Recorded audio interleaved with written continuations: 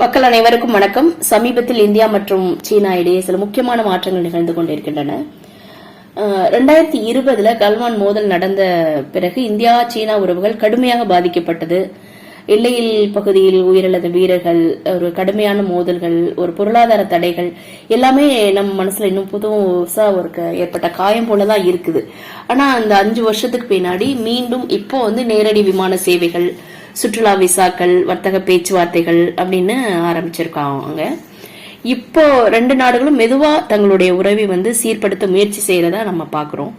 ஆனா இங்க நமக்கு எல்லாருக்கும் ஒரு சிந்தனை என்ன வருதுன்னா, இது எல்லாமே உண்மையான நம்பிக்கைக்கான அடையாளமா, இல்ல இதுவும் ஒரு அரசியலா அப்படின்னு நம்மள யோசிக்க வைக்குது.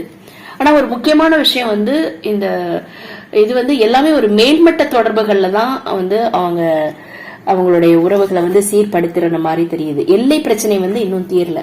இப்ப இந்தியா சீனா வர்த்தகத்திலயும் பாத்தீங்கன்னா ஒரே ஒரு பெரிய ஒரு அளவுக்கான ஒரு சமநிலை இல்ல.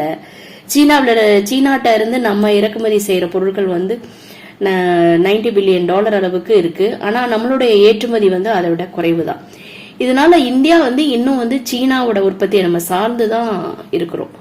அந்த மின்னணு சாதனங்கள், இயந்திரங்கள், உரங்கள், மருந்து மூலப்பொருட்கள் எல்லாத்துலயுமே பெரும்பகுதி சீனாவிலிருந்து தான் நமக்கு வருது. இது ஒரு பொருளாதார சிக்கல் மட்டும் இல்ல, இது ஒரு பாதுகாப்பு அபாயமும் தான். ஏன்னா பொருளாதார அடிமை என்பது ஒரு நாட்டோட முடிவெடுக்கும் சுதந்திரத்தை பாதித்து விடும். அதை நம்ம யோசிக்கணும். எல்லை பகுதியில இன்னும் ஆயிரக்கணக்கான படைகள் அப்படியே நிறுத்ததான் இருக்காங்க. சீனா இன்னும் லடாக் எல்லையில தன்னுடைய கட்டமைப்புகளை உருவாக்கி கொண்டேதான் இருக்கு. இந்தியா ஆத்ம நிர்பர் பாரத் என்ற சுயநிறைவு திட்டத்தை முன்னேற்றி போயிட்டே தான் இருக்கு. ஆனா முக்கியமான இயந்திரங்கள் இன்னும் சீனாவில இருந்து தான் வருது. அதனால நமக்கு இங்க என்ன ஒரு கேள்வி வருது அப்படின்னா, இந்தியாவும் சீனாவும் ஒருவரை நம்புகிறார்களா அப்படிங்கிற ஒரு கேள்வி வருது. இந்தியாவும் சீனாவும் ஆசியாவோட மிகப்பெரிய சக்திகள். இருவரும் இணைந்து செயல்பட்டால் உலக பொருளாதார வரைபடமே மாறும். ஆனால் ஒருவரை ஒருவர் நம்பாமல் இருந்தால் அந்த சக்தி ஒரு பயனற்றதா மாறிடும்.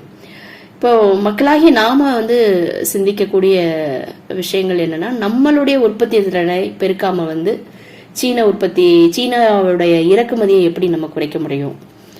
அதே மாதிரி எல்லை பிரச்சனைகள் தீராத நிலையில் நம் வெளிநாட்டு உறவுகள் எவ்வளவு நிலைத்திருக்கும்? அரசாங்கம் வெளிநாட்டு உறவு என்ற பெயரில் தேசிய நலன்களை தளர்த்துகிறதா?